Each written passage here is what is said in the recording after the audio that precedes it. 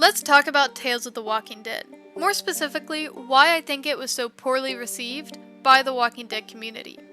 For some background, Tales is an anthology series, which means each episode follows a new set of characters. This show was released August 14th of 2022, and it ended September 18th of 2022. It is only one season, consisting of 6 episodes in total. But what happened to this show? Fans were excited, it was highly anticipated, but it got rated 2.5 stars out of 5 on Google and 74% on Rotten Tomatoes. This show is commonly talked about by TWD fans as the worst spin-off The Walking Dead has ever had.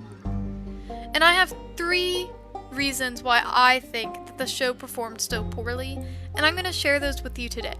So the first reason I think the show did so poorly is it didn't fit The Walking Dead's normal emotional atmosphere. It's very unrealistic and nonsensical, and kind of silly. The best example for this is actually the last episode of the series, episode number 6. It's kind of giving this weird spiritual haunted house feel to it, not really a zombie apocalypse. There's zombies in it for a couple minutes, but for the most part, you don't really see zombies throughout the episode. You're more focusing on these hallucinations that the 2 characters are having. Like, they think the wallpaper has eyes. At one point, she's sitting in the hallway, and Jesus is jumping off of the crosses on the wall and attacking her. And then one time she's looking in the mirror, and the lady who owned the house is choking her. It's just giving more of a haunted house or a bad horror movie, not really zombie apocalypse. I also feel that way about the second episode of the series. It doesn't really feel like a zombie apocalypse. We're more focused on this weird time loop thing they did, and not zombies.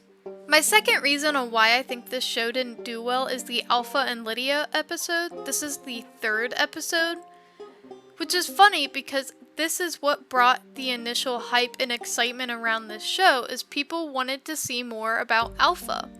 But they completely butchered this episode. It didn't line up with what we already knew of her storyline, so it doesn't make a lot of sense, and once again it's very silly and goofy, and just doesn't fit her story at all. So, in The Walking Dead, we learn that Alpha, Lydia, and Lydia's father, Frank, are stuck in what appears to be a shelter with other survivors in Baltimore at the beginning of the apocalypse. When this group begins to panic, Alpha takes charge, ends up killing a man, and that's when they learn that if you kill somebody, they still come back as a walker. Later, she ends up killing her own husband, and it doesn't show what happens afterwards or what happens to the other people in the shelter, but we see Alpha and Lydia are on the road, just the 2 of them. This is before they learn to make the Whisperer masks, so they're covered in walker blood, and Alpha's even doing her best walker impression, traveling among a small horde. But Lydia's young and she's scared, and she blows their cover. Lydia and Alpha hide inside an abandoned sanatorium, which a lot of fans speculate to be a rehab facility, and that's where we meet Beta. At first, he's aggressive and standoffish, and he doesn't want Alpha and Lydia there, only agreeing to let them stay for one night. But as the night goes on, he warms up to Alpha and actually begins to like her and wants to join her and Lydia on the road. But one problem.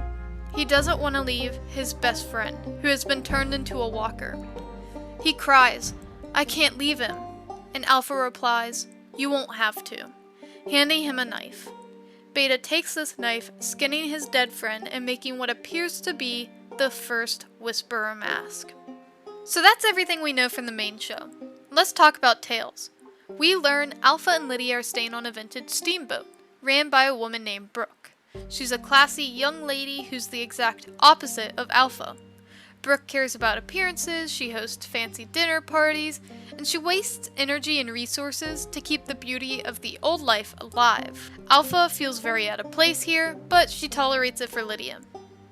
Alpha suspects someone on the boat is a traitor, trying to take over the boat, signaling to people on shore, and she tells Brooke about these concerns and gets ignored.